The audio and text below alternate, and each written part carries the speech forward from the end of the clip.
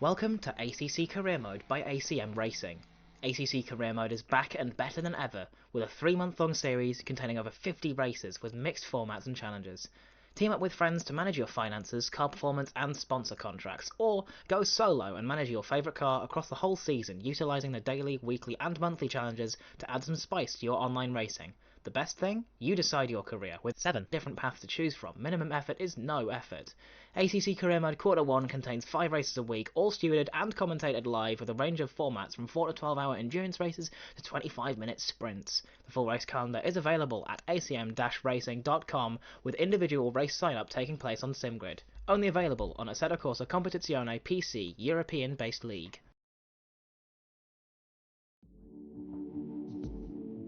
Good afternoon or good evening to everyone, and welcome into the 12 hours of Spa. We've got 12 hours of Spa today. Obviously, we've got 3 different splits that are running. This is split 1. I'm getting a bit of an echo. Let me try and solve that. This is split 1 that we've got running today. We've got about 38 or so drivers. We're in the final 6 minutes or so of qualifying. We've had some stellar times set on the board already. Michael Thomas is up towards the top of the grid with a 2:15.3, followed by Brogan Dyer and Kevin Blanchette respectively. They're also in the Ford Mustang. The Ford Mustang today is going to be quite a powerful car. As you can see, it makes up the top 6 at the moment, with 8 of them in the top 11. That is because we're running the ACM driver balancing ballast today, so the cars themselves aren't balanced, it's the drivers, which means drivers such as Michael Thomas, Brogan Dyer and stuff do have positive ballast. You can see Nopek has a 5 kilogram ballast, and Sergei Tamara also has a 17 kilogram ballast. It's just to balance the drivers more than the car, and it gives us a little bit more closer racing. As you can see from the timings on the left hand side, obviously we've got about 5 or 6, maybe 7 drivers in the 2-minute 15s at the moment, which is some incredibly fast lap times. We've been lucky in qualifying so far that we've had some dry weather. It is supposed to be variable weather for the race today, so we should be getting some rain, we should be getting a lot more pit stops than usual, and the race itself does have a 2 times time multiplier as well, so 12 hours will be underway in 5 minutes. We do have the final 5 minutes of qualifying underway at the moment. Matt Picorni is currently in the Aston. It's only set at 2:18 at the moment. This is split 1, so it is the fastest of all of the splits. But Matt Picorni in the Aston Martin currently down in P34 and is looking to improve on his lap time. If everyone can let me know in the chat if you're all having the audios alright and stuff like that, that'd be good. And if you wish to have us look at a car or wish us to switch camera angles to someone, then let us know about that as well. We should have commentary for the first 8 hours of Split 1 today, and if you do want to check out Split 1 as well, you can go and view that on the ACM YouTube channel.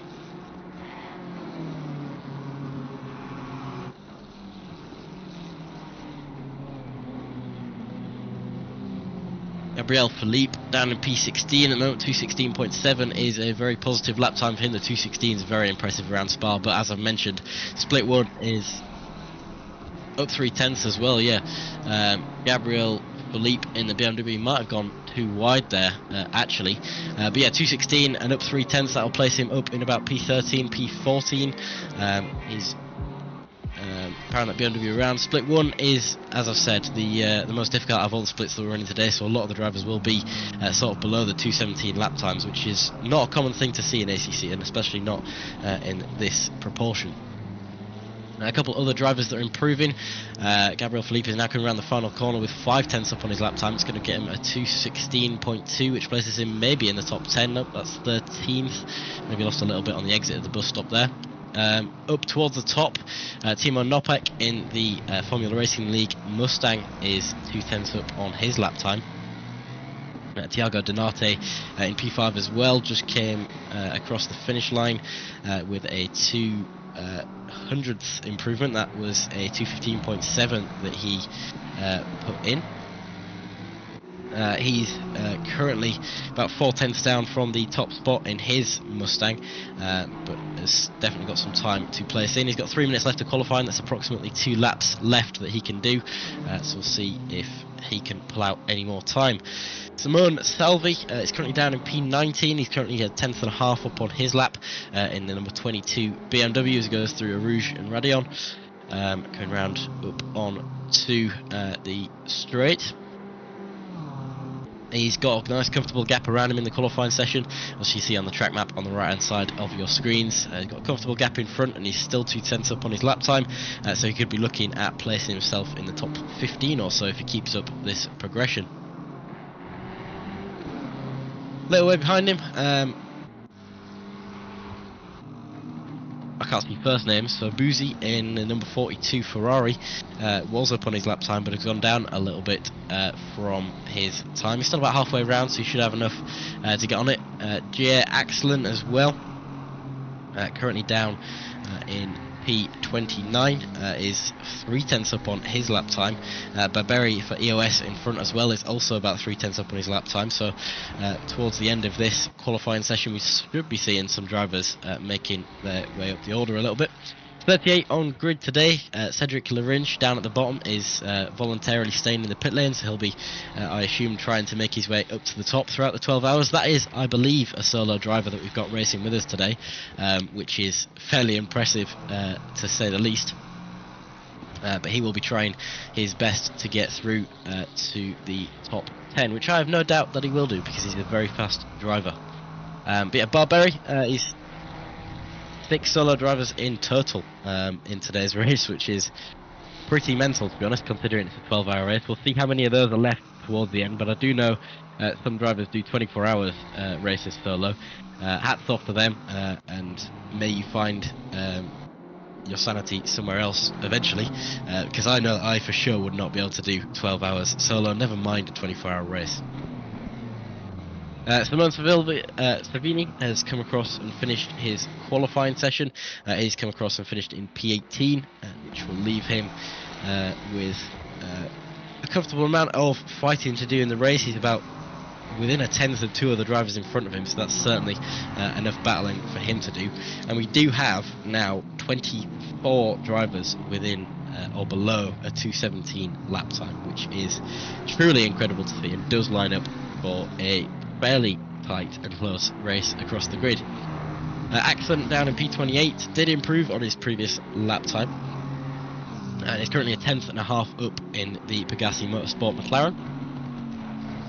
He goes through Pouhon, runs a little bit wide. That might have invalidated his lap time. I believe it has done. I think he won't get in another lap time now as well, so this will be just practice for him now towards the end of this qualifying session. Mitchell Sternberg down in P34 at the moment is 6/10 up on his lap time. Goes a little wide on the bus stop first corner, but he's got a good exit and be about 2.5 tenths across the finish line. That might put him into the top 30, maybe not, down up to P33. Nope, keeps his position, 0.003 of a second to Biano in the EOS Nissan in front. Philip Kwiatkowski in the Aston Martin. He's currently doing very well for himself. In the Aston, it's not common to see actually. Actually, I take that back. That's Rojek in the Aston Martin there, the number 777. And about 1 second up on their lap time at the moment. If they do get that through, that's a significant improvement that will place them into the top 30, and that'll get them to the 217s as well. So, yet another driver that's placing themselves into that position. It is good seeing a variety of cars out on the grid today. We've got Biano for EOS, the number 306 Nissan, which is not something that you see regularly. They're down in P33 at the moment, about 10.5 up on their lap time, and as qualifying has come to a close, we'll be seeing what they can do. But most of the grid is across the line now and completed for their qualifying session. Michael Thomas up at the top is still yet to complete the qualifying. He's currently a little bit down on his delta, but he may be able to claw a little bit back through. Not that he needs it, of course, up in P1 into maybe the lower 215s. Brogan Dyer just behind, racing for Hypex, has got a 215.5. 10th behind that was Kevin Blanchette, which is currently on a 2:15.6 and is actually improving by a tenth on their current lap time. Timo Nopek is going into the pit lane. He's got a 2:15.6 as well, only 100ths behind Blanchette in front. Blanchette's coming round towards the bus stop now. The number 585 Mustang breaks into the bus stop chicane. Takes the first corner very nicely. He's 2.5 tenths up, 3 tenths up. Does he get a good exit in that Mustang? He's dropping by a couple tenths and he's down into the 1/10. Is he going to improve? So close. About hundredths, half tenth there that was in it between Blanchette and Dyer. But top work from all those guys, and it is good to see some stellar lap times being put in. So 12 hours of Spa is now about to be underway. We've got a 3-minute wait time for everyone, and we'll be going through the grid to seeing all the cars and all the liveries that we've got running.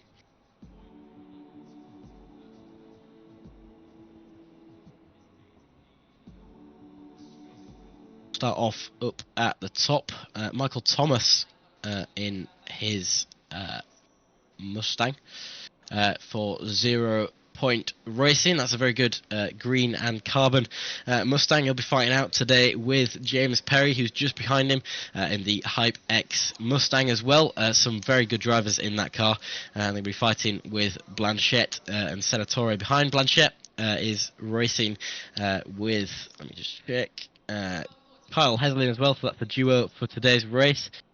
Donate just behind, followed by Sergey Tamara as well. Donate is racing with Camargo and Chandler Williams. That's a very, very strong team from them. Tamara just behind, racing with Eric Dreyer and Alex Sagazian. They're a very strong team as well. The first non-Mustang, Power Godowski in the Aston Martin, followed by again another Mustang of the Hyundai N Mustang, actually, with Kevin Max Hustle. Jan Boucher with the other Boucher siblings. We've got in the 1110 Ferrari, another Mustang of Marco in the 340 Mustang, Joe McLaren in the number 66 Chrome Ferrari, Grickis in the Monster Energy Mustang. That's a pretty good livery on that one, nice and purple and green. Felipe in the number 88 BMW, who were on board with during qualifying, purple and white on that livery for today. Klimshak just behind the number 33 McLaren, unfortunately no livery on that one today. Wander in the duo Audi with Nürburger in the team as well. Ronald van Nimmen is one of the solo drivers that we've got running today in the number 80 Rapt Virtual Racing Ferrari. He's followed by Florenti, Porto and De Rennes just behind in the number 999 McLaren. Gergo Buzzi, I did butcher that name, in the number 42 Ferraris just behind, followed up by Sohan Angel, another solo driver of today's race, a number 211 Aston Martin. Starkov in the number 992 Porsche, unfortunately no livery on that one either, we'll be seeing him down in P20. Alessandro Landolfi in the number 22 BMW, blue and green on that livery is exceptional. Userby in the number 666 Ferrari, that's going to be a strong team out today with Lily, Ackerman and Kelly. Following him up, Terry Botex, number 450 McLaren for Toga Motorsport. Romain Bourbois as well in the Raptor Virtual Racing Ferrari with Kragnaz alongside.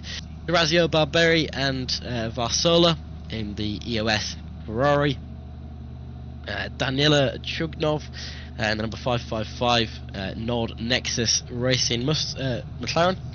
Alka in the Mustang is with the Guzman brothers and Moffat. Axlin in the Bugatti Motorsport 726 and Zaza just behind, another one of the solo drivers today in the number 470 Aston Martin. Julian Vidal racing for Raptor Virtual Racing as well. He's another solo driver that we've got on today in the number 31 BMW. The DMF team, Galamini, Carriera, La Rocca, Latil and Mari are in the number 778 Aston Martin, followed by another Aston Martin, the number 3 of Marshall there. Bjarno for EOS is racing in the Nissan, which is great to see. Sternberg in the number 900 Toga Academy Aston Martin, followed by Rojek in the number 777 Aston Martin as well. And he's followed up by Cody in the number 20 Mercedes. It's a lovely livery on that one. And Spain and Cedric Larinch follow up behind both of them, doing a solo race today. Larinch, as I said, is going to be at the back of the grid in that very colourful McLaren that you can see on your screens now. And he's going to be trying to get up into the top spots as best as he can. So, fantastic grid that we've got on today. They are going around the formation lap for a full formation lap. That'll be about 2.5 or so minutes until we get going. Very strong grid on today. We're looking at a decent amount of battling up at the front of the grid with drivers such as Thomas, Dyer, Blanchette, all in the Mustangs, all in equal machinery, all balanced by the driver balancing bop. It is going to be one hell of a battle that we've got going on today. So start placing your bets in the chat. Who do we think is going to be there? John Graves we've got in the chat. Welcome in, John. Big event that we've got thrown here. Indeed, we've got 3 different servers that we've got this on, so it's a pretty significant one. We've got about 30 to 38 drivers or teams per server as well. So that's pretty mega for us. I think in total it's about 340 or so drivers that are on the grid today. We did have 190 in the briefing, so it's going to be pretty mega. As I said, if you do want to have a look at the Split 2 commentary, you can find that on the ACM Racing YouTube channel. Ray also says that we loaned out Brogan today. Yep, he's in the Hypex Mustang that's just behind. And obviously, as I said, Blanchette Hill in the Formula Racing League Mustang, Donate just behind as well. That is going to be a terrific fight between these guys. Let's hope, most importantly, that they keep it clean. Samara as well just behind. A very strong turnout for these guys in the Dakota Esports Mustang. Will be certainly a fight of the Mustangs, but at least they are all on the same pace. I think Michael Thomas is certainly a strong contender for this race, and for the next race that he attends, he's going to be bopped fairly heavily as well due to the driver balancing that we've got going on. So, countdown to the grid is underway.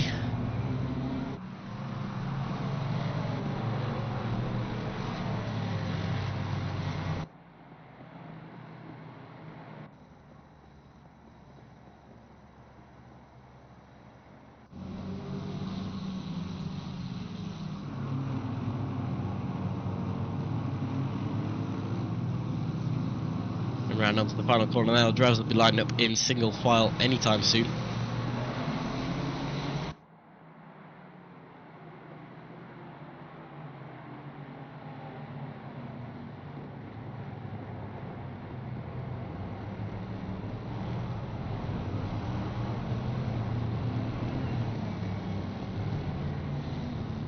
So they are now lining up in double file. It's the Mustangs, followed by the Mustangs, followed by the Mustangs, followed by McLaren, and then some more Mustangs that is on the grid today. But all fun and games. We've got one more corner until we'll be heading into Eau Rouge. It is 1 year since we had the ACM pile up at Eau Rouge. It was a big dinner party that went on there. Unintentional, of course, but it certainly did happen. And we're hoping today that that isn't what is going to be happening, but we will find out within the next 20 seconds. If it does happen, it'll be a very colourful meet-up. As you can see, the front of the grid there looking very splendid with the 0 Point Racing and the Hypex team up at the front. FRL as well looking good in that Mustang. The blue and red Mustang is looking spectacular. So the drivers are lining up. We've got the race is about to be underway in the next couple of seconds. It is going to be green light, and we are underway for the 12 hours of Spa. 12 hours is underway. We've had 5 seconds going already. They're into Eau Rouge. We're side by side with the Mustangs in P3. Let's hope they keep it clean, and they do. We've got the whole host of cars following on behind. It's a bit of a single file chain going on at the moment. Further down the grid, we've had a couple of position changes for Boucher, who's made his way past Severa in the ACCI Mustang. It seems like we've all kept it clean so far. A little bit of a collision between number 20 and number 1 down at the back of the grid. We're heading into Lacombe at the moment. Number 20 of Ryan Cody is just making his way back up now. Pałkowski is having a little bit of a moment there with the Mustang. Not sure entirely which one that is, but that's opened a lot of space for the Mustangs around the outside there. There's a big sort of piles. We've got changes all over the grid as Blanchette and Damien Hill are currently going side by side into Speaker's corner.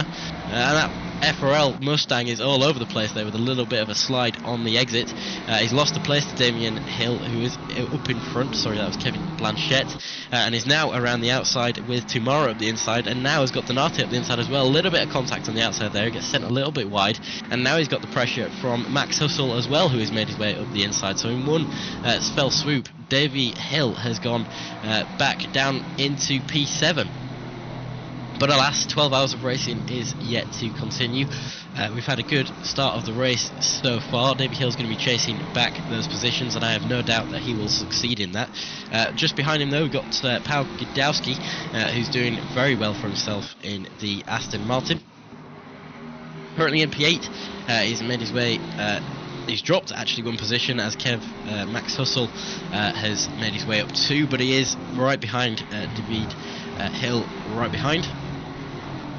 Michael Schwander in P11 actually has made his way up 4 places since the start of this race, with Valenti just behind also making up 5 races. He's currently side by side into the corner there as Severa drops 1 place. It makes a little bit of contact with the Audi, but the Audi gets going nice and fair. It looks like the Mustang's waiting for him to get back past as well, which is good to see. Side by side now as they go into the first corner of the race, the Mustang backs out and returns that position, and it seems like the Audi's even looking up to the inside of Felipe there, and wow, what was that? There was a 42 Ferrari that just absolutely sent it into the first corner, and cars are flying everywhere. That is ridiculous to see. The stewards will be on that immediately. Not sure entirely what the mistake there was from the number 42. I believe it was the number 42 Ferrari that decided to absolutely send it into the corner. That's shaking up the grid a little bit more than we'd hoped for now, with McLaren have dropped down 6 places into P17. Guzman's currently got the fastest lap, up 11 places into P16, and Davy Hill and the Ferrari of Florenti and Boucher are all battling now as well. Davy Hill's back down into P9 from the start of this race. He's going to be apologising to his team and saying, I'm going to do some more during this first hour.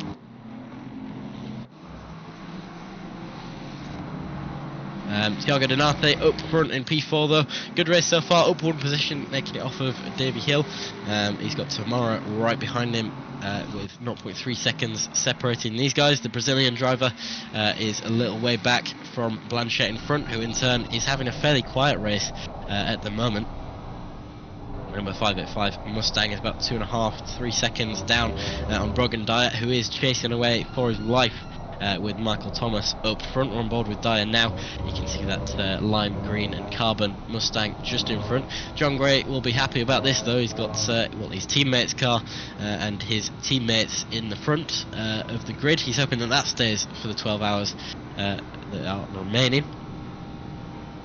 As we have said though, it is variable weather today, so it's sunny at the moment, but in half an hour it could be raining, in 20 minutes it could be raining, or even in 5 minutes it could be raining.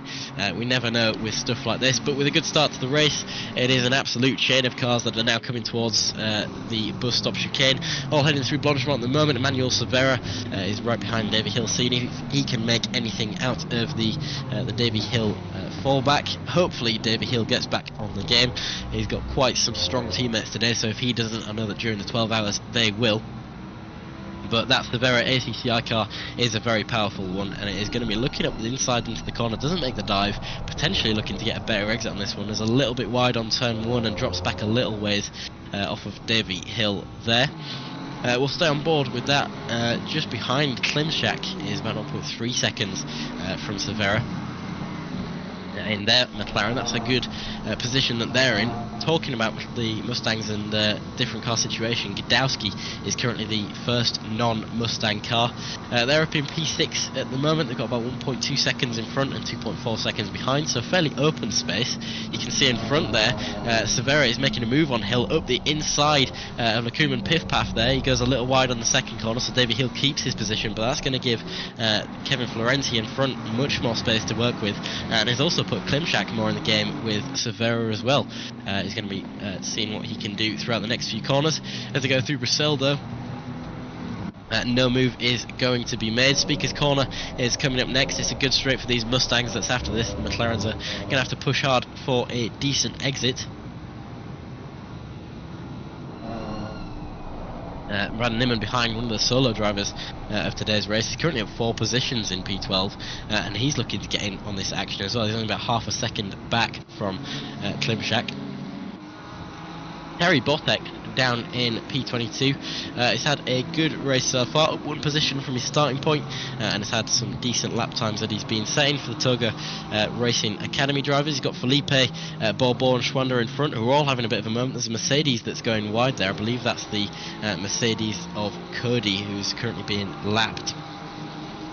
But these guys are having a fantastic battle out here, with Bobo just in front is defending from Felipe, and Botek's just behind. There's about 0.3 seconds between each of these respectively. Further back up the grid then, Severa's going to be looking for a move into the bus stop chicane for Davine Hill. He doesn't quite do it into this one, but he is very close towards the back end. Michael Thomas has currently set a new fastest lap of the race. I believe that was a 2:18 or 2:16.8, sorry. Very fast lap time. That's 2 tenths faster than anyone else on the grid. Davy Hill is looking to be overtaken into the first corner. That's a dive from Severa. He's wide on the corner, but he's made the move done, and now the McLaren of Klimczak is also looking to get in on that action. I'm not sure if it's a setup change, whether they went with the hybrid setup or what for Davy Hill, but he certainly needs to forget the past and focus on the future in this one now as he goes through Rouge. He's got the McLaren behind him. No mistakes through there. Mustangs are generally really fast on the straights here, but it looks like with that slipstream, that McLaren is going to be coming down and going into Piff Paff and Co. It might be even a move for Klimczak as well, which would drop Davy Hill out of the top 10. It's a battle of the late breakers, and up the inside goes Klimczak. Is going to be the inside line for Hill in the next corner, and he does keep his position. We did see this a few laps ago now, though, and Van Nimmen is, of course, just behind, looking for a position gain as well. We'll go on board with him. There's a little look to the inside there from Klimczak, but he doesn't make anything move as Davy Hill covers that position off very well. Number 305 just behind. I believe it's the 305 of the EOS car has had a little bit of a moment and is dropping rapidly down the order. That's DeRazio in the Ferrari. He's got back going now though, so hopefully it should be all good with that. Back on board with Nimmen then, just behind Klimczak, and Hill is going to be looking for a move on Klimczak, and Klimczak is going to be trying to claw back his way towards Hill. Hill sort of just needs to focus on his position at the moment. He's been overtaken quite a bit. Some of them fairly unfortunate to have a little bit of a tap at one point, sending him wide, but that Mustang's very powerful, and he did have a very good run, or at least his teammate did, in the qualifying session. So, as I said, powerful team. They just need to keep it consistent in the rest of this race. Brogan Dyer up front is still within about a second of Michael Thomas in front, as they go through the bus stop chicane now. Michael Thomas obviously set the fastest lap of the race the previous race. It's going to be a battle of who can do that this time round. Let's see. No fastest lap for Michael Thomas this time, and neither for Brogan Dyer, but both of them setting very good lap times there. Brogan Dyer actually 1/10, or well, actually 300ths of a second faster than Michael Thomas in the previous lap. He just needs to stay within 1 second to try and have a little bit of the slipstream effect. Further down the grid, Usby, Tsarkov and Angel are all having a little bit of a battle, with number 40, or number 66 McLaren just behind, well, number 66 Ferrari of McLaren just behind. That's a little bit confusing. These guys are going to be heading down in towards Eau Rouge at the moment. Usby's camera angle POV, the Ferrari cuts across the first chicane, hooks onto the right one nicely, gets a little bit of a cut across the top of Eau Rouge. That might even be a track cut for him, and McLaren will be looking to make the most of that, which he does. He's going to move to the right hand side down the straight, and he's going to be halfway alongside, he's going to be all the way alongside into the corner. Usby backs out nicely, and there's a Mustang on the inside there as well that's out of the way, nice and fair. So that was a position gain there from McLaren. I assume that Usby had to lift to try and not get a track cut there, and that has actually dropped him in position. Bobo, though, just behind, has been overtaken by Schwander in the Audi. Obviously Schwander had a little bit of a poor start after getting spun, but has now began making his way back up the grid. Bobo, Felipe behind are now all in a train going around Bruxelles and into Speaker's Corner. An incredible battle between these guys, and of course Bobo with, I believe it's Kragnaz as his teammate. Yeah, that's correct. He's going to be trying to do as much as he can. Not sure on what stints these guys are going to be doing, but it's probably going to be a one-off, one-on situation. He's currently got Felipe up the inside though, around the outside of this corner, probably won't work too well. He slips back behind. There's a little bit of an oversteer moment from Bobo just in front there, and that's left him wide on the corner, and Felipe has made his way through. The Brazilian driver now up into the top 20 of the race. The McLaren just behind the Botex is also going to be looking to make a move off of the top of that. Nothing too much to say for this lap though. Further up front, McLaren is on the rear of Tsarkov now after making that move past Usby earlier in the lap. He's now looking for a move down the inside of the bus stop. It's going to be covered off by the Porsche, but he is all the way up the inside of that Porsche there, trying to get a better exit in that Ferrari. It's a very confusing naming system here, McLaren in the Ferrari, but we'll try and work with it. And we've got the Porsche in front as well. Speaking of though, Kevin Blanchette actually set the fastest lap of the race just then. That was a 2:16.6 for the number 585 Mustang. Brogan Dyer did drop back a little bit with a 3/10 deficit that lap to Thomas, but that does show that Kevin Blanchette has certainly got it in him to try and catch up to the lead. He's currently 4 seconds back, but with more lap times like that, he's going to catch in no time. Cervera is about 0.1 seconds back from Florenti. They're heading down the straight at the moment in towards turn 5. He's looking down the outside as the number 999 McLaren has covered the inside. He's all the way along the outside. Let's try and describe this to you now. And he's made the move into the corner, into Piff Paff and the Coombe. And now the McLaren is actually under pressure from David Hill as well. Further back you can see McLaren is pressuring the Aston Martin of Søren Angel. Angel is one of the other solo drivers of this race who makes a dive back down the inside into the corner. A little bit out of sync with the stream now. Davy Hill actually did did defend from Klinchak. There was a little bit of side-by-side action through there, but Florenti made his way through as well now. So Davy Hill is in P10 as it currently stands, with Klimchak right behind him in the McLaren.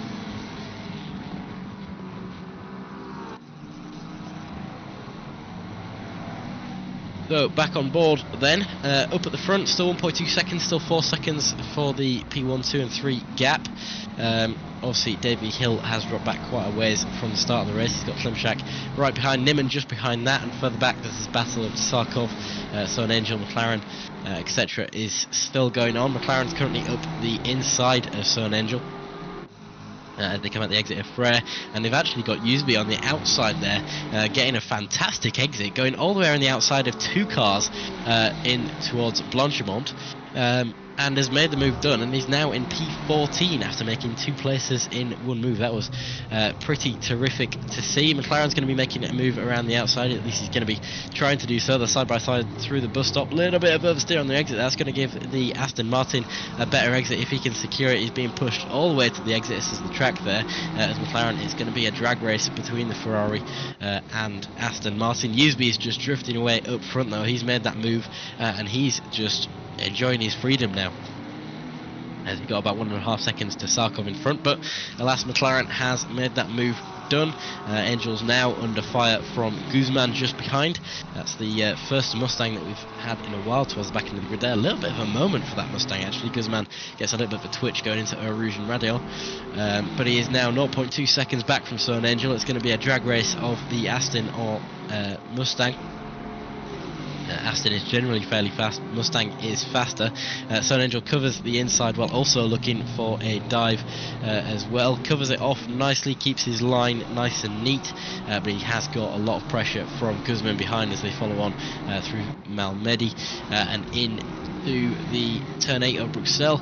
The Mustang looks down the inside. There's a little tap on Søren Angel there. He's going to make the move around, but Søren Angel manages to keep it going on the outside. There are a lot of forced oversteer from that McLaren. He's going to be getting a penalty if he keeps that position. He runs wide, very wide. That's going to give Søren Angel a run down into the next corner, out of Speaker's Corner.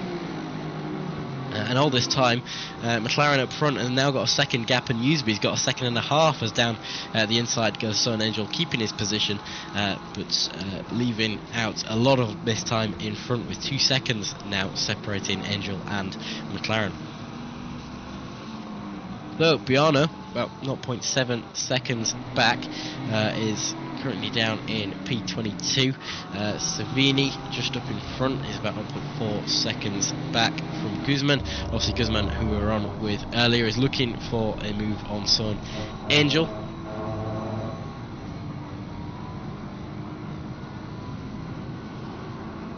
Mustang does have a lot of raw power, but so does the Aston Martin, to be fair. It looks like the Mustang's got more on him this time with the help of the slipstream. He's going to be trying to make a move down the outside into bus stop. The inside of that corner is well covered by the Aston Martin. It's a battle of the late breakers. It's going to be both of them making the corner. It's going to be the Mustang on the inside, so it'll be a drag race out of the exit. It's going to be a better exit for Son Angel on the outside, goes a little bit wide on the 211.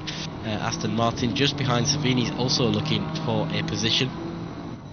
A little bit of side door banging there. That's a very late break from Son Angel. He's going to make the corner though very nicely, and again a massive tap from Guzman there, and he just barges him out of the way and gets the position done. That'll be at least a 10-second penalty for Savini, for Guzman there, after just knocking Son Angel out of the way and carrying on as it was. There was plenty of chance to avoid that collision there and have a good battle, but unfortunately that's just the way that it was taken. Michael Thomas up front for the 0 Point Racing is starting to edge away as much as he can. He's got to about 2 seconds gap on Brogan Dyer now, who is currently running with the 2:17 lap times. Martuz Klimczak, who we were with earlier, is still in front of Van Nimmen. David Hill has dropped back even more now though, down into P12 in that Mustang. With about 0.4, with about a second back to Nimmen actually. Nimmen's just behind Klimczak. You can see in the rearview mirror of Klimczak there. You can see from the leaderboard on the left hand side, Florenti is currently doing very well for himself. He's up 8 positions from the start of this race. Obviously started in P17 and is now down in P9. Other drivers who are improving a lot, got Guzman down in P16, he started on P27, but also we do see some penalties that will be coming in for him soon enough.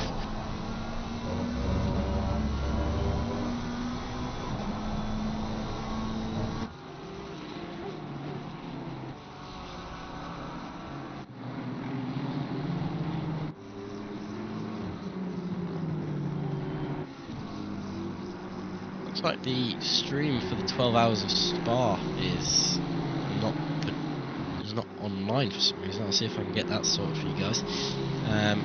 Bjarne in the Nissan, doing very well in that Nissan. Of course, it's rare to see a Nissan out on track, but it is good to see when it does happen. And he's currently having a stellar race, up 11 positions from P33. Down the inside is Mari in the number 778.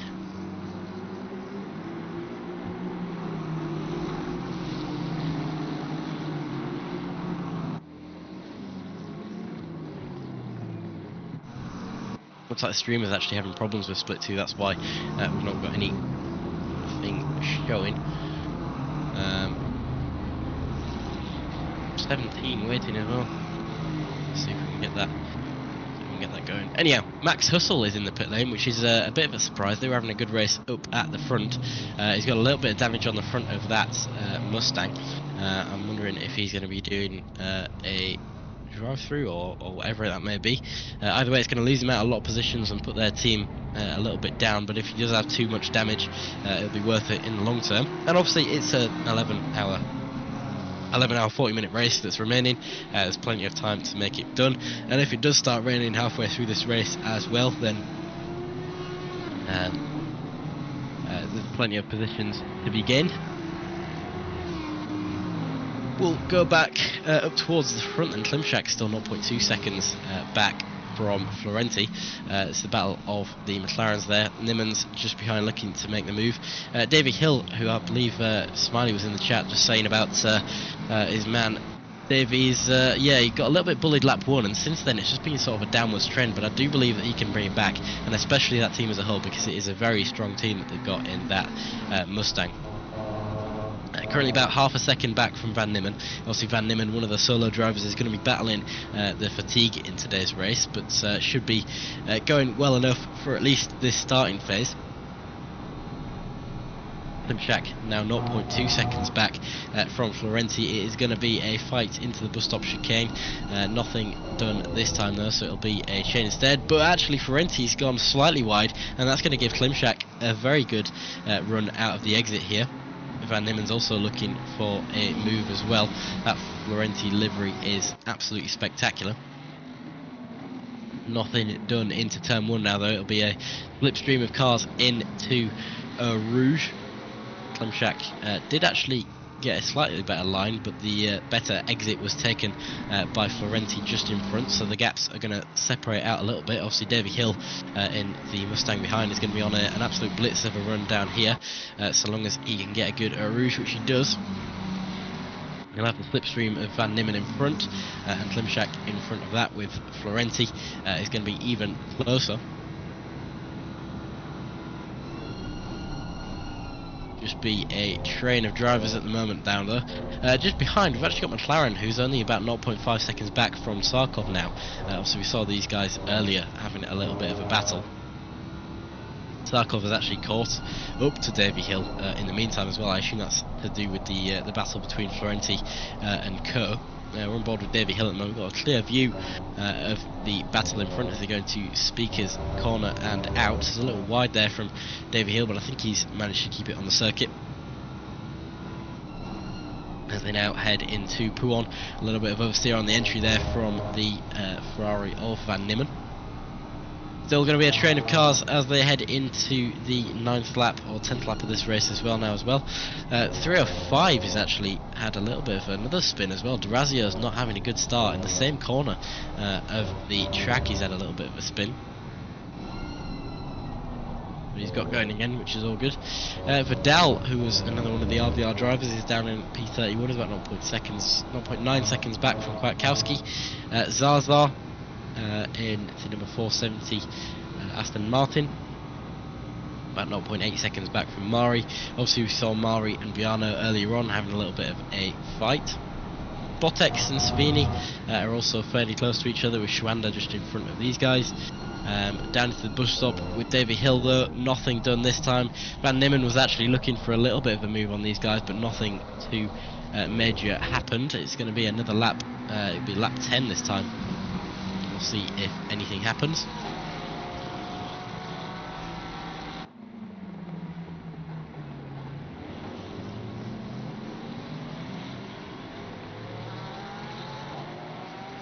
Let's have a look on board with the student and see what we've got going on since the start of this race. So far we've had 55 incidents in just 25 minutes, so it's going to be a host of jobs for these stewards to get on with. We've had 2 penalties that are yet to be given out so far. It's a major contact, position not gained for Spain. I believe that was the incident between number 20 and number 1 at the start. I'm going to go back to this battle between Davy Hill and Van Nimmen though, as Davy Hill makes an absolute send up the inside and just absolutely makes that position seem so easy. There's a little bit of a slide there from Van Nimmen at the back there as well, as he absolutely slides out the corner and stays behind Davy Hill. So that's the first position gained back for Davy, one of many I'm hoping that it will be. We'll try and get the overtake on that, as Van Nimmen actually had a wider exit on turn 1 as they were running down in and through Rouge. It was just a case of the slipstream for Davy Hill, which he did very nicely through Rouge. I think Van Nimmen actually went slightly wide through the bottom part of it, and that gave Davy Hill such a run down the straight that he could just send a dive down the inside towards the next couple of corners. There you can see his move to the inside, and it'll be a battle of the late breakers that he made that move stick. Further in front then, well actually just a little bit in front, we've got Klimczak, who is 0.2 seconds back from Florenti as well. 0.2 seconds between these guys remains. Not much to play for between these guys. As you can see, that McLaren is all the way up the inside into the bus stop. It'll be a battle of the late breakers. He's halfway alongside, he's 3/4 of the way alongside, he's now more than 25% in front. It's going to be a battle of who can get the better exit here. It's going to be side by side McLaren action, but it looks like Klimczak has finally made that move stick, and it'll be a battle of the late breakers into the next corner now, as they go in towards La Source. It'll be a wider entry for Klimczak. That'll give Florenti a little bit of a switchback, but he's not able to make it stick too much as they exit out of the corner. down towards Rouge and so on for 4th. Then Florenti will now be chasing to see if he can get that position back. He'll have the slipstream down towards turn 5. I don't know if he'll be able to make it stick though. Klimczak is going all the way to inside and then to the outside to see if he can get rid of that slipstream. It'll be no move for Florenti there. He'll stick behind and see what he can do through the corners. Further behind, McLaren is now all the way on the rear of Van Nimmen. Obviously we saw Van Nimmen being overtaken by Davy Hill just a lap previous. Van Nimmen gets a very bad exit there on the corner, actually gets a brake to keep control of the car, and that's allowed McLaren to go right through into Bruxelles. And that'll be another position lost for Van Nimmen and another one gained for McLaren in the Ferrari. Again, trying to confuse you guys with that name in there. Neil Gamer in the chat, welcome in. Complete Mustang dominance, yes it is. Got quite a few new drivers in today's race. We had 340 people sign up, so we had 3 different splits that are running, each one having about 30 to 35 drivers in them. Yeah, a lot of the drivers are new, so they don't yet have the ACM driver balance of power, but drivers such as Michael Thomas up at the front will get that soon enough, and then no matter what car they choose, they'll have a little bit more fairer battle in. But yes, Mustang dominance up at the front. We've got a top 5 which is currently made up of the Mustangs, but it's not actually too far apart between them. Donate is only about 1.5 seconds back from Blanchette. Blanchette's only about 3 seconds back from Dyer, who is also about 3 seconds back from Thomas. Now the first non-Mustang car is Pierre Gidowski in the number 865 Aston Martin. He's about 3.5 seconds back from Tamara as it currently stands, with Boucher in the Ferrari just behind that. We're currently on board with Cedric Larinch. He's one of the solo drivers of today's race. He's looking for a move on Zaza and Mari in front. Larinch is a very fast driver, and he's trying to attempt a last to first challenge today. The Aston Martin in front actually looks down the inside of Mari rather than trying to defend the position from Larinch.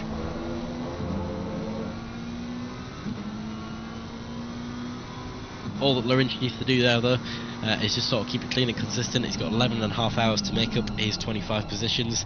My bet is that he's going to place into the top 10. Zazal gets a little bit unsteady on the exit of the corner there, so it'll be a move, or at least an attempted move, probably towards turn 5 of this race. But Larinch doing exactly what he needs to do and keeping it calm throughout the start, so he just backed out of that position there. There's no point going side by side through a Rouge when he can make a move into turn 5. Very smart racing there. That's what we like to see here at ACM.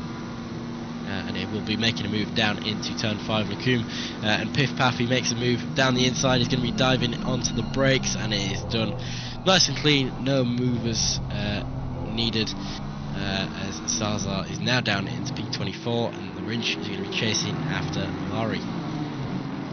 Speaking of Mari, he's just behind Biano actually, about 1.3 seconds between these guys. Biano in the 306 Nissan, spectacular to see, and spectacular to see doing so well as well in this split one that we've got commentated at the moment. Is the fastest drivers that we have on the pack. As you can see, some of them doing 217, 216 race pace is pretty mental to see, but to see a Nissan matching these times, is currently on 219s, 218s, is very, very good to see. And he's being pressured at the moment by Mari in the DMF Aston Martin. We'll see if anything appears from that. But further up afield, Florenti is still behind Klimczak towards the front of the pack, about 0.4 seconds between these guys. McLaren and Hill about 0.4 seconds, 0.3 seconds equally. It actually looks like McLaren is looking for a move on Hill, but I think Hill has just been past McLaren. It'll be a battle into turn 1 for these guys. It's nice to see that Davy Hill is back on his usual pace now. It'll be a dive up the inside for McLaren. He's a little way back to be asking for those decisions, but he's actually got it done, and he's all the way along the inside into a Rouge. And now it'll be side by side. It'll be a drag race down into a Rouge. That Mustang will certainly win that one, but whoever decides to back out is the smartest, and it is McLaren. Just dab of the brakes there, which is all that he needed to back out of that decision. Does cut a little bit of a Rouge as well, so he's going to have to brake and back out of that, which just sort of secures Davy Hill position in P11. See if any dive is made there. He gets the slipstream, he's up the inside, I probably don't think there'll be too much of a move there. There's a little bit of a tap up the inside, there'll be a little bit of a tap on the exit as well, as McLaren is run off track. He's rejoining, and a little bit of contact with a blue flag there as well. I believe it's the blue flag of Kim Max Hussel, who's down in P34 as it currently stands. He's managed to regain it as it was though, but Van Nimmen down the inside of that corner actually. While all that chaos was going on, he made the most of it, and he's up into P12 now, with McLaren dropping back into P13. Obviously Van Nimmen, one of the solo drivers. It's incredible to see those moves being made towards the start of the race, and we did see a little bit of a battle between himself and Davy Hill just a few laps ago. But Davy Hill is going to be trying to pull away and pull more in towards Florenti now, who has actually dropped back a little ways from Klimchak. As they round turn 13, that's Campus. They'll be heading into turn 14 now, which is Stavlo. And not much of a major change between these guys. However, further down the grid, in P15, we've got Usby, who is on the rear all the way of Sarkov. These guys were having a little bit of a battle earlier. McLaren's looking to make a move back past Van Nimmen as well, which he actually has done, and has made it stick before even Blanchemont begins, which is good to see. We'll see if Usby can mirror that, or there'll be a dive down the inside from someone else. I think that's the Mustang of Kim Max Hussel that was actually trying to regain the position there, and accidentally being taken out by Van Nimmen. And just behind them you can see Usby and the Porsche of Sarkov are also having a battle. So half an hour into this race and we've still got battles going on. We've still got people being hit and so on. The penalties for the first hour should begin coming in soon enough. A little bit of activity in the chat, which is good to see. I'm trying to figure out my friend's team. Do you know which one it is? Nexus, I believe. Nexus, Neil, or something like that. Down towards the end of the grid, I believe. Is it the number 555 McLaren that you guys are with? It might be. I only know one of the races. He's in Split 2. Split 2 is on YouTube, I believe. I don't know if that stream's back up and running yet. We did have some technical issues with the streamer not being able to run it. But yeah, this is Split 1 of the 3 split race. Obviously 3 splits is pretty crazy to be seeing. But we do have at the moment Larinch up the inside, or up the side of who have we got there? We've got Biana, obviously in the Nissan. That was a fairly easy move that Larinch had there through a Rouge, and there's a Aston Martin braking very late into that corner, but actually made it stick very well. That's the white Aston Martin of Zaza that was. So Larinch is now up in P22. Obviously he started at the back of the grid, and he's going to be trying to make his way up into the top spots of this race. He's got 11 hours and 25 minutes left of the race to cover. With Schwander in front, 0.2 seconds, Son, Angel and Bobo. But yeah, back to the messages in chat. Thomas and Vinings are a peak team, absolutely. Thomas used to be Michael Races'. Yep, I do know Michael Races. He's up at the front in 0 points Mustang at the moment. Yeah, YouTube still not up at the moment. We are trying to get it sorted. We don't know what the issue is.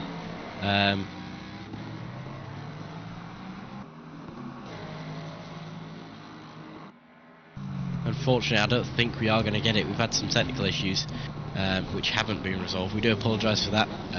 Running 2 streams at once, 3 splits at once, it's pretty difficult. We did have some changes for commentary towards the end as well, so it's a little bit discombobulated. But Split 1 is still going live and strong. If you do want your car to be shown, we can show it. Just message us in the chat. I know that Smiley is here for the FRL racing team. That's the number 221 Mustang. He's had a good race in terms of battles so far, but has still got a lot to gain up from the start. But he's got his teammates on board with him. It's a very strong lot of drivers as well. Let's just check who's on board. We've got Vincenzo Senatore, David Hill and Nopek in that number 221 Mustang. Very, very strong team that they've got, and it's good to see from FRL as well. Van Nimmen's just behind them, 0.3 seconds, as we said previously, the solo driver. Up at the front, we got to mention though, Kevin Blanchette is having an absolute stellar performance up towards the front. He's been setting fastest laps throughout the race. He's still got a fastest lap of a 16.6, and is now only 1.3 seconds back from Brogan Dyer in the Hypex Racing 84 Mustang. If these guys do have a battle, that'll bring Michael Thomas, aka Michael Races, all the way up all the way clear. Really, he's already got 5 seconds, and it's going to be even further than that as it continues.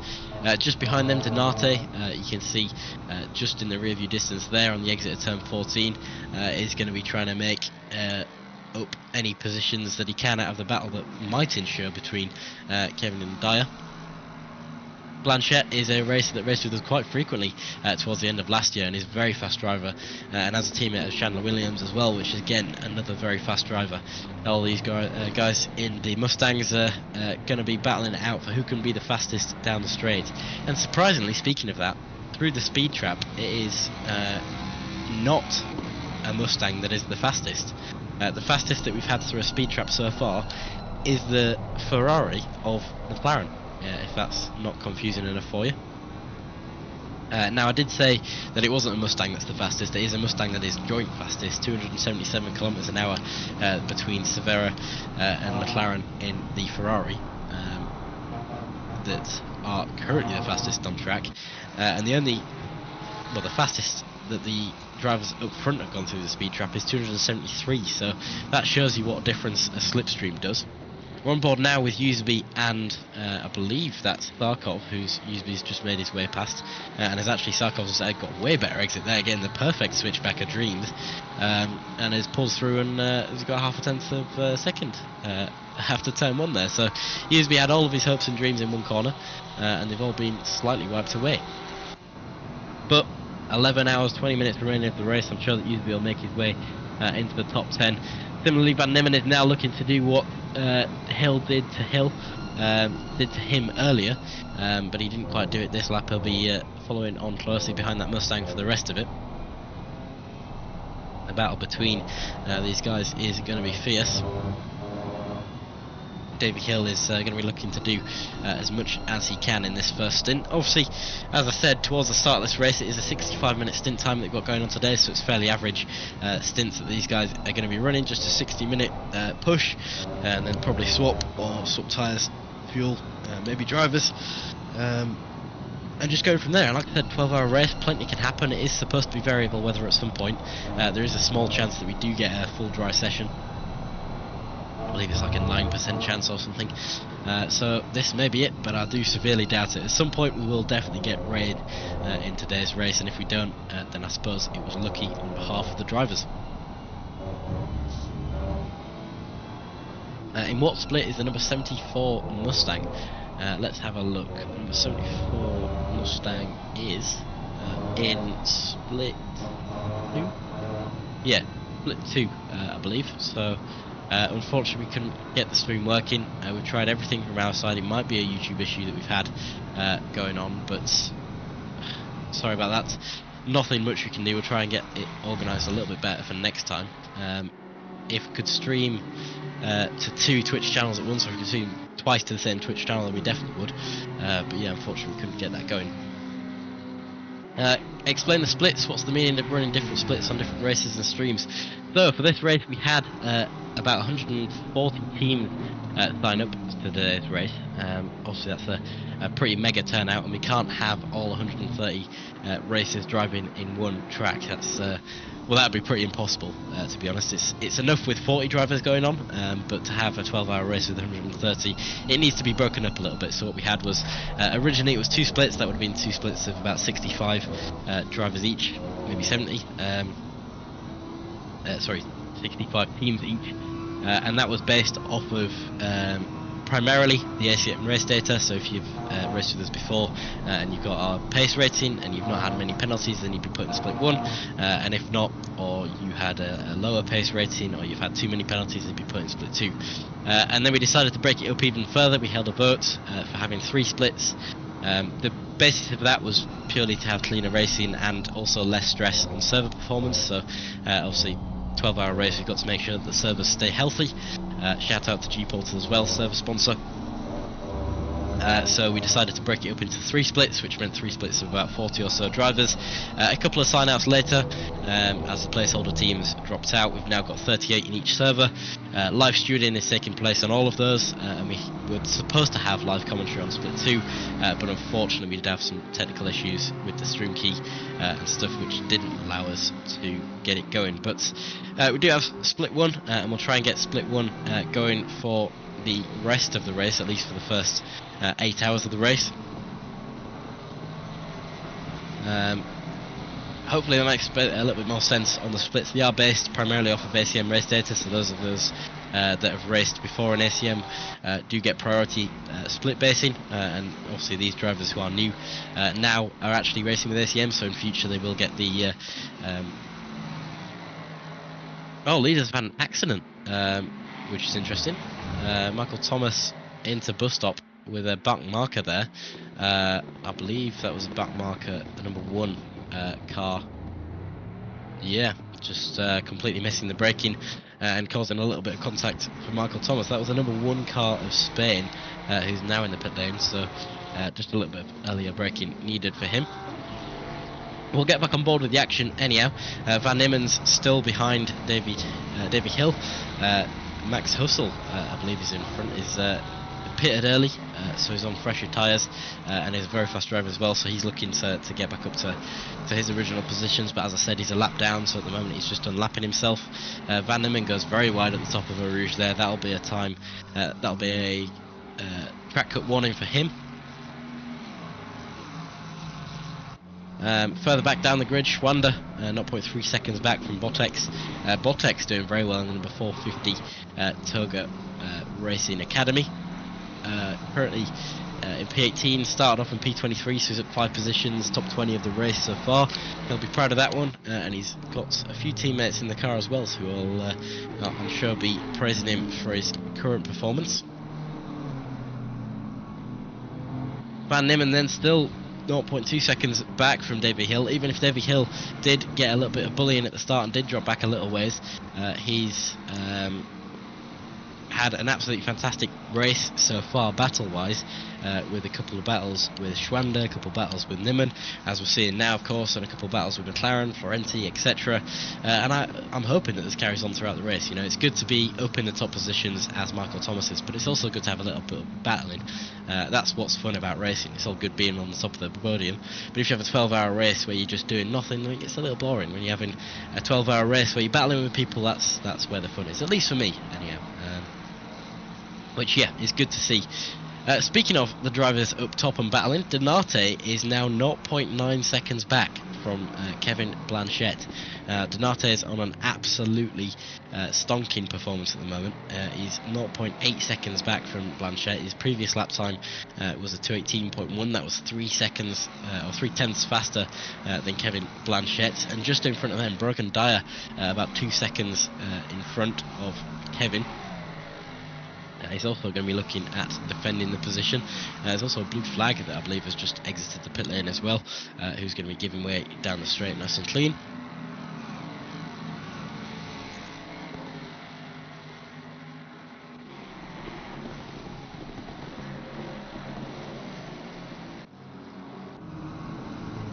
Excellent. Further down towards the back is on the rear currently of Zaza. So Zaza in the number 470 Aston Martin is also another one who's had a good fair bit of battling in this race so far, and a good fair bit that's been covered on stream as well. So we'll try and stay on board with these guys for a little bit. Nexus Coalition, I've been trying to get into a set of courses. I had a good pacing but took a break and my settings got reset in the past, plus using controller, so I'm not as competitive. Controller doesn't stop you from having a good race. No matter your equipment, no matter your experience, you can always have a good race on ACC. You just got to choose the right league. Now, no bias here, but ACM does provide some good racing, as we've seen so far. Obviously, no racing is perfect. We've had a couple of incidents, but the racing that we've had so far has been pretty spectacular. And I've raced people in ACM that are on mouse and keyboard, that are on controller, and it's been some of the best battles that I've ever had. So even if you are on controller, even if you've not got a wheel, get yourself in, get yourself having some fun. There's plenty of racing to have going on. You know, ACM ourselves, we run up to 15 races a week, something like that. And then every 3 weeks we have an endurance, just like this, where we got up to 3 splits. You know, maybe even 4 splits in the future. But I don't want to force our staff too much. We've already stretched a little bit thin this weekend.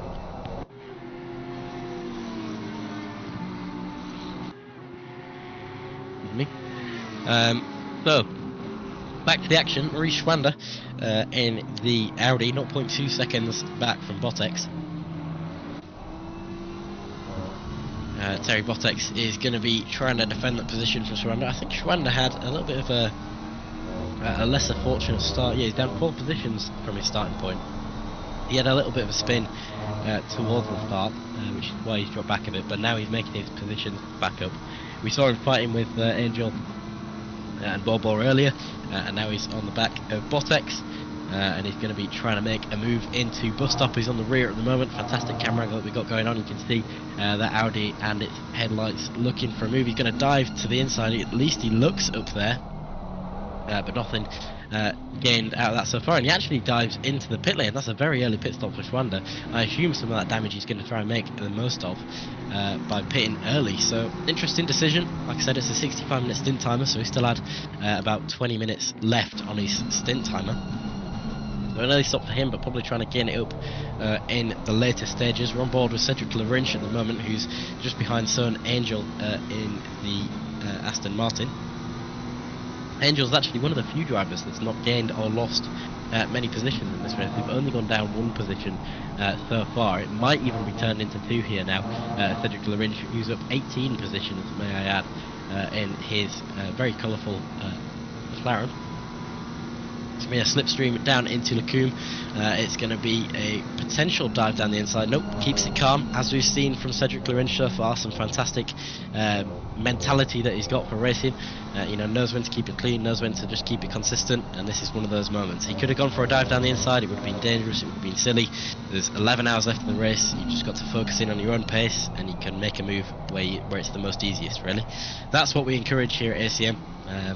So if you're looking for some driving style tips, take it from Cedric. Further up the grid then, back on board with the Donate Dyer and Blanchette activity. We've got Blanchette about 0.7 seconds back from Brogan Dyer at the moment. Previous lap, as they go across the finish line now, there was about a 4/10 difference between Blanchette and Dyer. A 2:17.5 was the fastest lap. Was the lap set previously by Blanchette, which is about a second off the fastest of the race, which is also set by him. But it was 4/10 faster than Brogan's 2:17.9. All of this, meanwhile, has given Michael Thomas, aka Michael Racers, one of the biggest gaps that I've seen in this race so far at the top 5, which is 7 seconds. So fair play to him so far. He's getting it a little bit easy at the moment with the battle that's going on between Blanchette and Dyer, but he's up front just enjoying his time. He's got teammates around him. He's got John Gray in the chat, who's, I assume, very happy with this current positioning of everyone. Split time on this race, 65 minutes stint timer, I believe. I don't know if you were there when I covered that earlier. Been practicing on Donington, starting on 2:10, got down to a 1:34. 1:34 is very good. He's still got about 7 or so seconds to gain, but you can definitely gain a lot once you get used to Donington Park as a track. It's not the easiest of tracks to start on, I must admit, so fair enough for getting there, but yeah, definitely get yourself in some races if you can. We've got plenty going on. We've got different size grids. We had a race this week with 60 people, we had a race this week with 10 people. So if you want to race the smaller races, just get used to racing with other people, then absolutely get yourself in on controller. If you want some racing tips as well, we've got some really fast drivers, some good coaches as well. Big Brain Racing, which is who we're partnered with, is a good team as well if you're looking to get started in team racing during endurance races like this. Get in contact with us and get you sorted out. First public race was in Spa and McLaren, wasn't the fastest. More focus on consistency, I managed to finish there. Yeah, there you go. It's purely about consistency in this, as we've seen from Lerinch. It's just keeping a level head, just keeping it consistent, and you're going to get the most out of it. He started obviously in P38, is now in P20. He's behind Son Angel, very fast driver in his own rights. and he's just keeping it clean. I don't believe he's had any incidents so far. Any incidents that he has had have not been stewarded against him. So if you can keep this going for 11 hours, I do believe that you will get towards the top 5. Maybe not in the region of the Mustangs, because they are incredibly fast. But I think the top 5 is definitely possible. So we'll see what he can do. But he's currently on board, or currently just behind Son Angel in the number 211. Aston Martin is looking for a gap where he can. It might be even a move into the bus stop here. He's got a fantastic run in that McLaren. He needs to keep it on the track and clean, which he does. Son Angel covers the inside line into bus stop. It'll be a battle of the late breakers. Cedric Larinch is late on the outside. He goes a little bit wide on the outside again. He's got the inside for the next corner. He's kept it clean. It'll be a drag race up to the first corner, but I think Son Angel is going to keep that one. A good little battle between these guys, nice and clean, which is exactly what we like to see. So Florenti is currently chasing behind McLaren. Not the car, the driver. He's 0.4 seconds back, going through Piff Paff at the moment. And he's looking to get into the top 10 for himself. Klimczak, who we saw battling with these guys earlier, is nice and clear and in front. He's got about 4 seconds in front of him. And actually, if you haven't noticed, it is getting slightly cloudy in the server at the moment, so we might be seeing some rain soon, which would certainly spice things up, because if we're looking at the stint timer, which ends in about 13 minutes, and we're looking at the forecast in 15 minutes, it's currently clear, but if that starts showing some rain, those drivers that are going to be coming through into the pit lane are going to be wanting to change their tyres. As we just saw an actual move there from Cedric Larinch and Son Angel. Son Angel's going to be looking to the inside, doesn't quite make a move there though, but that was a nice and clean move by Cedric, as we were predicting was going to happen the entire time. Just keep it consistent, keep it clean until you need to make that move, and then just get it done. That's how you go. That's how you go about doing it. That's how you keep it clean, and that's how it works.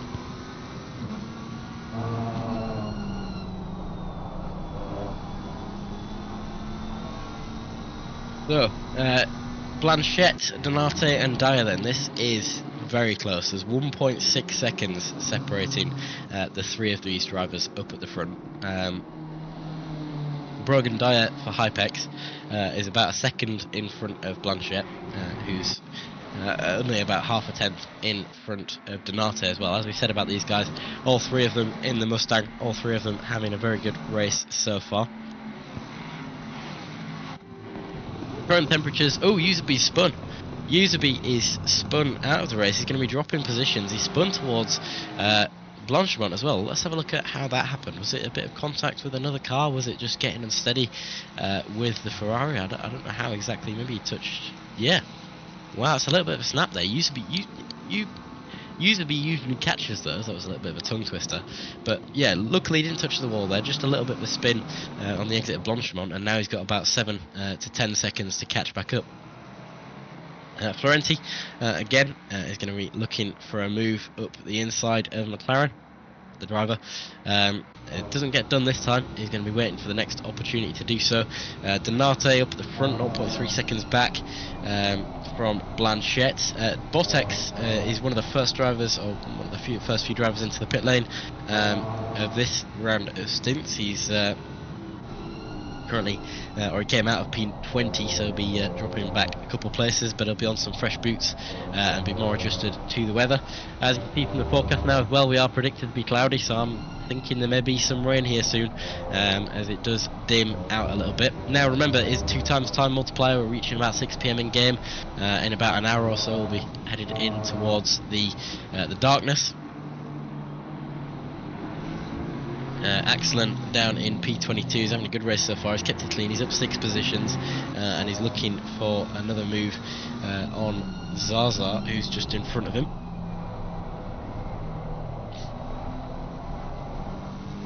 It's getting ever so close across the entire grid, which is good to see. This is exactly what splits are made for. You put the right drivers with the right drivers, and you end up with clean battles just like this. Which happen all throughout the grid, throughout hopefully the entire 12 hours. Now I'm not too sure on the status of the other splits. I'm hoping that all is okay and all is well. Obviously couldn't get the split 2 stream working, unfortunately.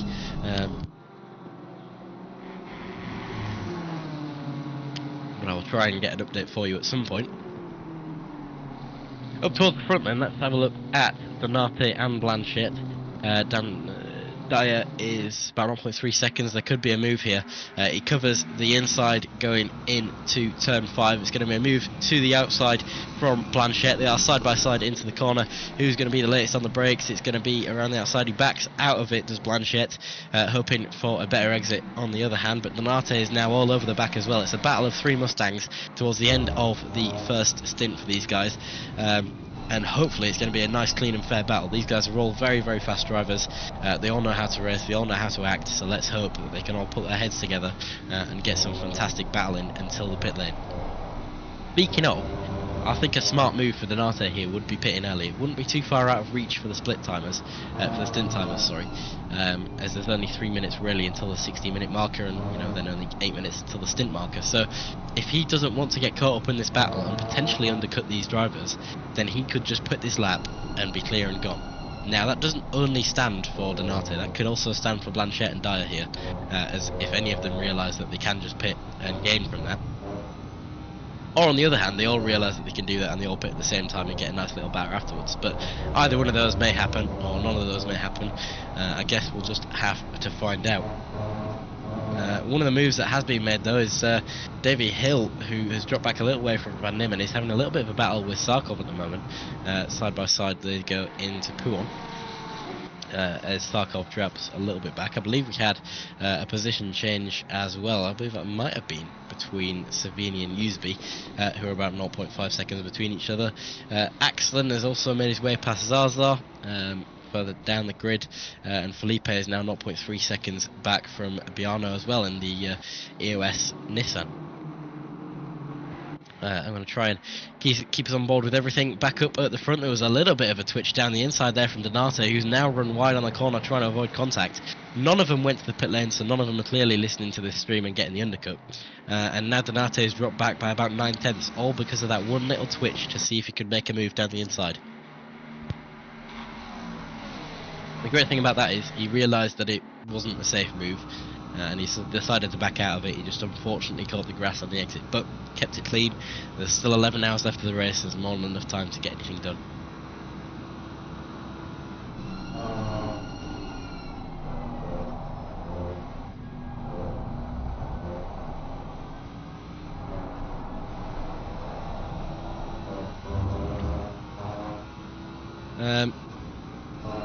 On open lobbies, this is the smartest track. Yeah, absolutely. If you do public lobbies, you just need to keep it clean. You probably start from the pit lane, avoid every single other driver, and you'll probably finish quite well.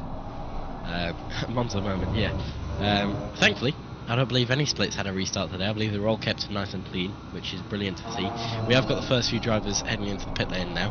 Car numbers 129 and 22 are currently in there. That's Guzman and Savini. 306, that's the Biano EOS Nissan that's also in the pit lane now. We'll be checking to see if anyone else is going in. Next to the collection, I'll switch to the Lambo. It's an animal to drive, I feel good, but I'm getting used to it and getting good pacing with it. Yeah, it's not actually the most common cars to see out racing. We don't have any on the grid today, at least not in Split 1. We might have some elsewhere. But it's definitely a solid car and it's definitely a good contender as well. You just have to get it right. I was poking at the Porsches, but I feel better in the Lambo. Do we have any Lambos here in the race? No, like I'm saying, no Lamborghinis in the race, unfortunately. Not this time round anyhow. Just get the replay uploaded for the drivers. Up at the front, still no change between these guys. I'm wondering if anyone dives to the pit lane. It almost looked like there was going to be a dive for Donate there, but nothing came out of that.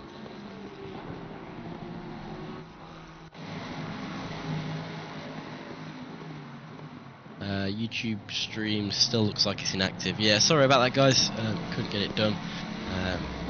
Hopefully, in the future, when we have more splits like this, we'll try and get all of the splits commentated. That would be a dream.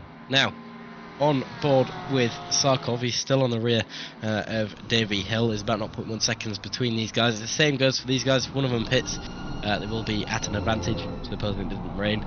So we'll see if any of them go for it this time. Davy does. Davy goes for the pit lane. I wonder if he's going to swap out for one of his teammates. He's left the pit lane left the track in P13. We'll see where he resumes after all the pit stops. Hopefully it's in a decent position. And potentially another driver as well, which should be good to see. And that's the main thing about these things, is you can leave the track in with the fastest driver and the fastest car, and you can put in the slower driver, and they'll be starting to drop back their positions for the team. So throughout the race, we'll definitely get a lot of change in the board, and we'll definitely get a lot of changes on pace and stuff like that. Obviously Michael Thomas up at the front is doing incredibly well at the moment, 10 seconds in an hour. Considering the pace differences between these guys is hundreds of seconds per lap, and that's the incident for Mitch Stratton there. The Toga Racing Academy driver has had a bit of a bump on the exit of Eau Rouge, and is now unfortunately dropping down a lot of places. It's never good to see that, but hopefully he continues it going and gets back to racing. Blanchette is all over the back of Dyer then, down in towards Blanchemont.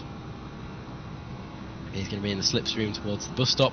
We've got a yellow flag for car number 450 as well. I'm not sure that's Stratton again having some problems. He needs to get that car back to the pit lane and repaired. Hopefully that wasn't after the pit stop. Hopefully it was before the pit stop, so he doesn't lose too much by doing two pit lanes. But we'll see how he does anyhow. So Brogan Dyer and I believe that is Kelvin Blanchette as well have all gone into the pit lane, and Donate has stayed out. So what Donate needs to do now is set the fastest lap times that he has ever set. If he can set and keep these lap times going, try and get into the 2:17s, then he can try and get an overcut on these drivers. Michael Thomas doesn't have to worry about this too much. He could sit in the pit lane for 12 seconds if he wanted to, and probably be quite fine. So he's a little bit relaxed at the moment in the 0-point racing. Mustang Thiago Donate is going to be pushing like nothing that we've ever seen before. Other drivers that have come into the pit lane, Tamara's come into the pit lane. Obviously they were running in P5. Gadowski, who was running in P6, the first non-Mustang in the top 10, is also in the pit lane now as well. Van Nimmen, the solo driver, has just entered the pit lane. We'll be seeing if anyone else comes in. Looks like the 306 is potentially coming back in. I'm not too sure about that one. I think the maybe the Nissan needed an addition. He stopped for some reason. He's keeping going again now. All good. Well, it'll be interesting to see what he does. He's going to be losing quite a bit of positions now though, stopping the pit lane. It could be a hardware issue if his wheel's not connected or something like that, but we'll catch up with those guys after the race. So, on track, Klimchak is so close, about 0.3 seconds back from Severa. To go around turn 8 of the track and into Speaker's Corner. He'll be trying to make a move before the pit stops. Obviously, whoever hasn't pitted this lap is going to have to be coming in. If you look at the track map now, it's a full pit lane basically, so it's pretty hectic there at the moment. Klimchak coming through Puon, he's about 0.4 seconds back.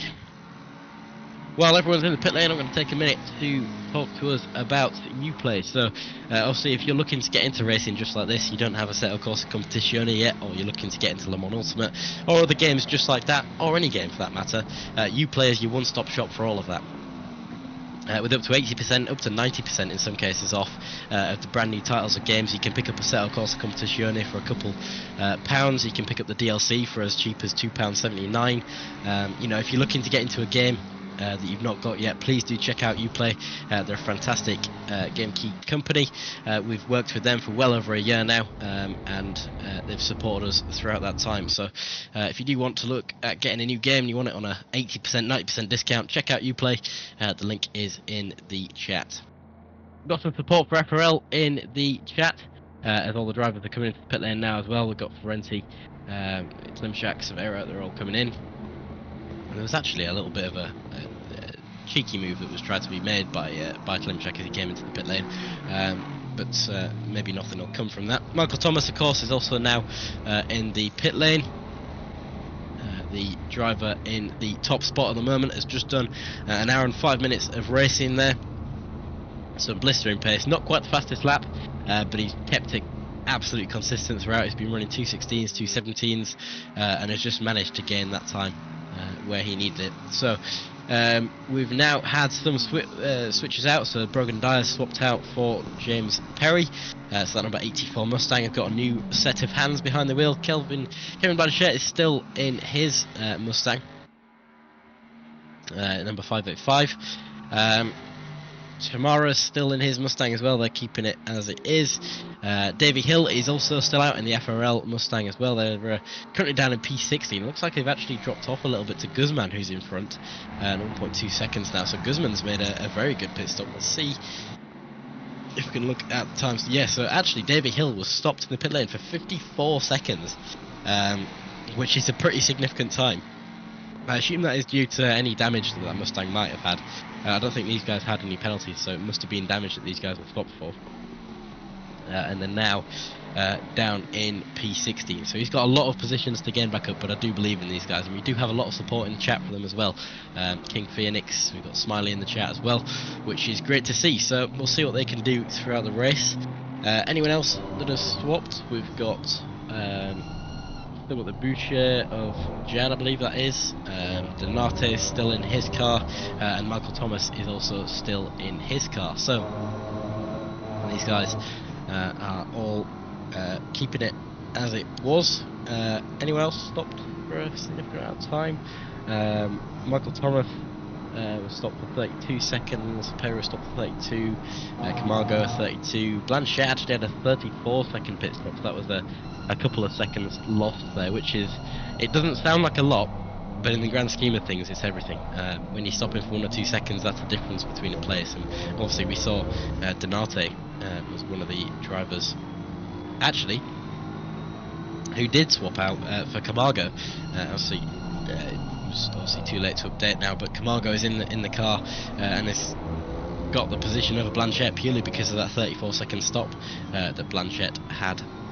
But as we've seen in the previous hour, Blanchett's got some fantastic pace on him, and he will likely be having a battle with him as well. So that's good to see. We'll look forward to that. Further down, Savini and Angel having an absolute blistering battle up here. It's got it on your screens now. It's going to be a look to the outside of the corner by Savini. There's a battle between the BMW and the Aston Martin. It's going to be a battle of the late breakers on this one though, as they come into turn 5 of the track, and there's a little bit of oversteer on the entry there from Angel on the inside, sorry, and that just allowed Savini to nicely whip around the outside, and that's a position gain for him into P18. That was probably a textbook outside manoeuvre there. It's not often that you see those moves done, but when they are done nice and when they're done clean like that, it is beautiful to see. So very well done to Savini, and we'll see what we can do for the next hour or so. Further down the grid, Carlos Keppers is now in the car for Pegassi Motorsport, so he's just in front of Zaza, who's in the 470 Aston Martin, about 0.5 seconds between these guys. Barberi in the 305 EOS car, he's now 0.5 seconds back from Wazawick in the number 900 Toga Racing Academy. Davy Hill all over the back of Guzman now, though. He's going to be trying to get back the position that he lost in the pit lane. They're coming on towards Blanchemont at the moment. It'll be a slipstream. He's going to look to the inside actually through Blanchemont. That's never going to work out, but can he keep the pace going into the bus stop? That's a dangerous position to be able to backed out way earlier than that, but actually Guzman went way wide into that corner. It might even be a dive down the inside from Hill now. We'll see what it is. It's going to be a late break for Hill. He's going to miss, not going to miss the apex. Wow. Must be hot on the brakes in that sim rig.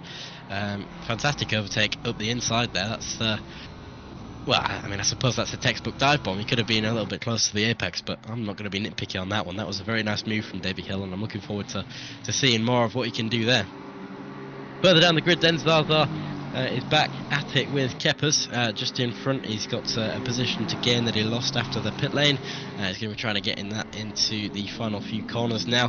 That all white Aston Martin, very visible on your screens, and when it gets to night time you'll be thankful for that.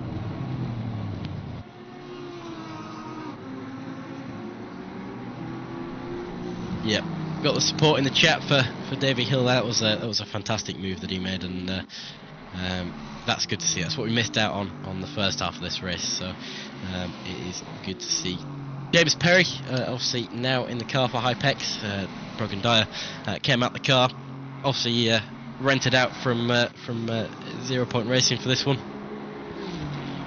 the battle between Wasawi and I believe that's Barre, who gets the move done before Rouge. That's a position gain in the P24 for Barberi. Wasawi is now defending from Felipe. 0.5 seconds between these guys. And Guzman is now dropping back from Davey. Davey's actually got 2 seconds to gain to Kelly, who's now in the car instead of Usby in front. Obviously Usby we saw had that little bit of a spin towards the end of the last stint, but we now got Kelly in the car. Kelly, he's the top racer at ACM, that's undoubtable. His ACM rating is, well, it's far above anyone else. He's done over 6,000 laps with ACM, and I don't think he's missed many races in a year. So yeah, it's incredible to have him here, and it's good to see him racing in these races as well. He's got a strong team behind him, Rocket Speed, whatever it is, racing. Number 666 that they're in now at the moment. Currently in P14, he's got about 16 seconds in front to Zadvinsky, and he'll be trying to gain that and try to keep it consistent mainly during this time. Further down the grid, Felipe is just got past, I believe he's just got past Wasawic as well. That's 2 positions that Wasawic has lost since the start of this lap. Barberi is now defending from Felipe as well behind. He's going to have a slipstream towards the bus stop.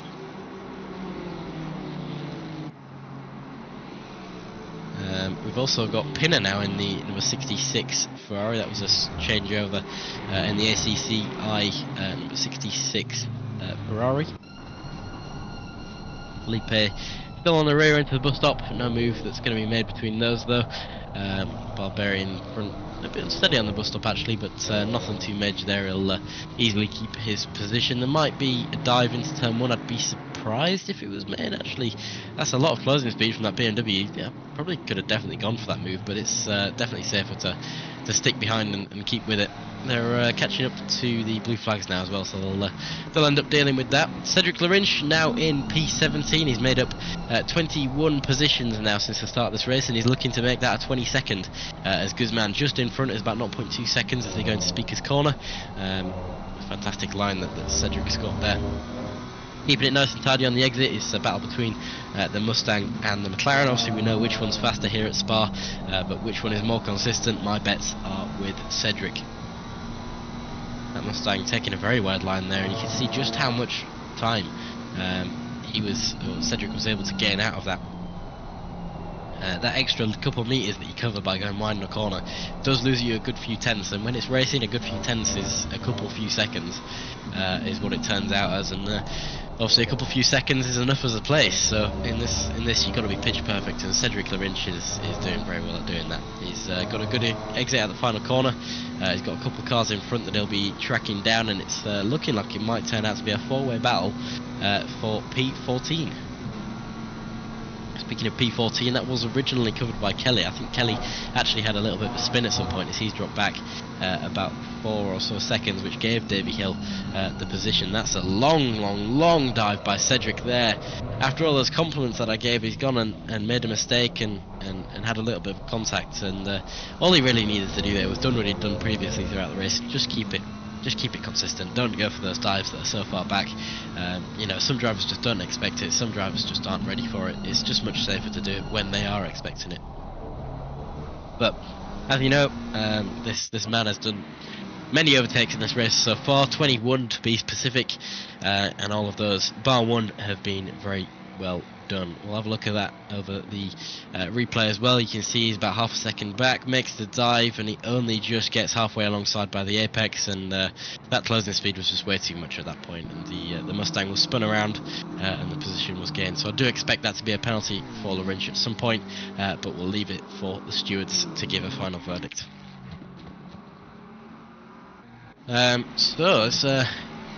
We've started to spread out a little bit now. Zaza towards the end is the closest that we currently got on track with Cars Keppers. Blanchette's not too far behind Camargo, just in front. There's about 1.3 seconds between these guys. Obviously Camargo was the teammate of Donate in the previous hour. Donate switched over to Camargo. Camargo is defending from Blanchette, and well, Perry's going to be running away with it, really. There's about 4 seconds between these guys now, and Michael Thomas has got a 9-second gap to James Perry in front. These guys, they all know each other. They've all raced with each other before. They've known each other for years. So I'm hoping that these guys can have a good battle at some point during this race. Kevin Blanchett goes for a Rouge now, just keeping it nice and steady as he needs to, limiting the amount of track warnings that he gets for his team. You can see a 5-second penalty actually coming in there for car number 555. There's been a 5-second penalty for Cedric Lerinch. Danilov has got a 5-second penalty as well. Vidal's got a 15-second penalty. All of these are all swooping in. Pasquale, number 306, has got a 5-second penalty. Spain has got a 20-second penalty. And that, I believe, is most of it that it is so far. More support in chat for Mr. Hill. He's had a good second stint as it is so far. He's got a couple seconds or so till the next. He's got about 17 seconds, so that's going to be a big push for him to get the next lot of positions, but certainly possible. And if he manages to do some, well, no more 54-second long pit stops, then I'm sure that will all be fine.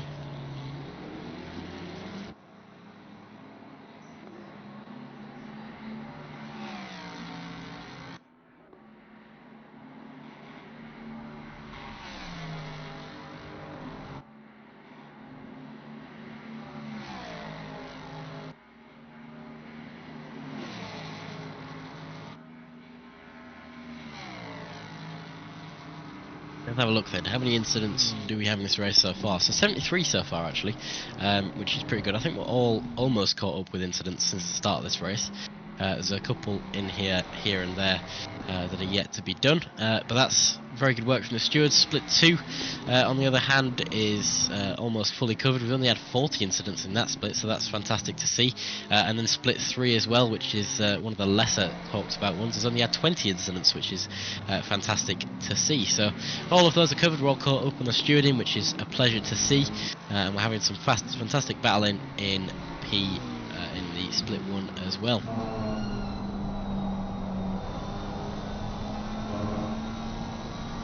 Alright, so back on with the action then. Who have we got? We've got Cedric Lerinch, who's now up and behind Kelly. We did predict that this one would be coming up fairly soon.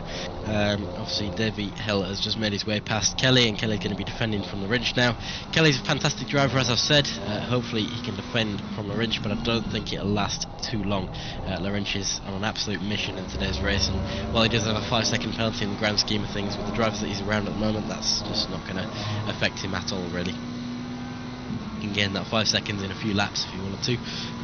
He's on the rear of Kelly at the moment. He's going to be sticking in behind the slipstream as they come through Blanchemont, and it's going to be potentially a dive into the bus stop, which is hopefully cleaner. That was very close, which is hopefully cleaner than the previous lap. He has to back out of that one due to the pace difference there. So Kelly keeps his position for another lap, almost was sent to the barrier, but thankfully Cedric Lerinch backed out of it and went a little bit wider. Still 10 hours 40 minutes left of the race, so he can just relax a little bit and make the move done when get the move done when it's safe. As he gets a fantastic corner, La Source is going to be chasing down into Rouge. Kelly covers the slipstream. It's actually a look to the inside from Lerinch there, which is a rather strange one, and Kelly's going to have the disadvantage of a lesser line there. I think Lerinch is probably actually going to have to back out of that one, but he'll keep the slipstream down into turn 5, and he'll get it probably done into this corner. I'd be surprised if he doesn't get it done, put it that way.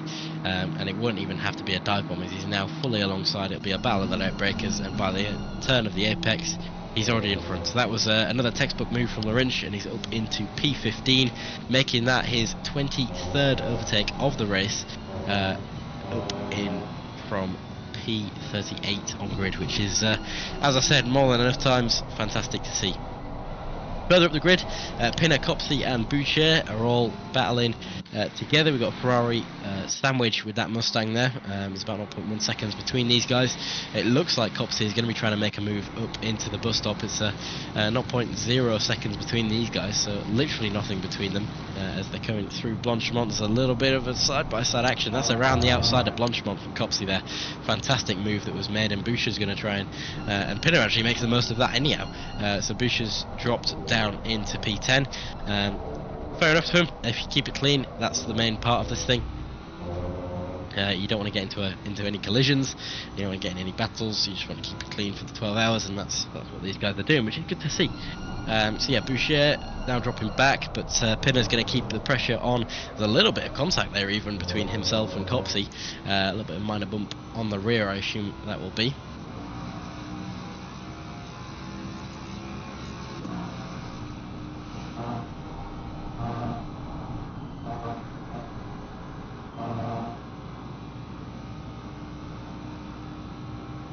Yep, if you're in the chat, let us know. If you want us to have a look at a specific driver, then we'll do so.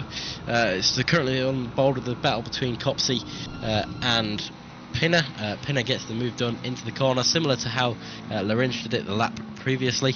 It was a pretty much a textbook move between these guys, and Pinner is now up into P8, which is a fantastic result for these guys. And obviously these guys, you can see from the names, both from ACCI, both teammates. Of course, they won't want to be having any problems, which is why that move was likely a little bit easy. Penny probably said to Copsey, look, I'm faster than you, just let me through. You know, we've got 10 seconds in front again, let's just get on with it, you know.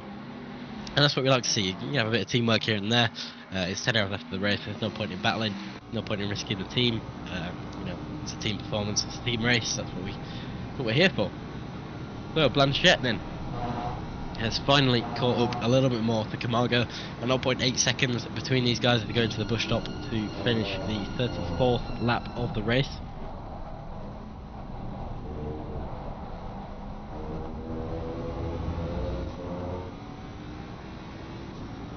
Yeah, I'll take over. If you're happy to do that now, if you want. Excellent, we'll be back in a second then, guys.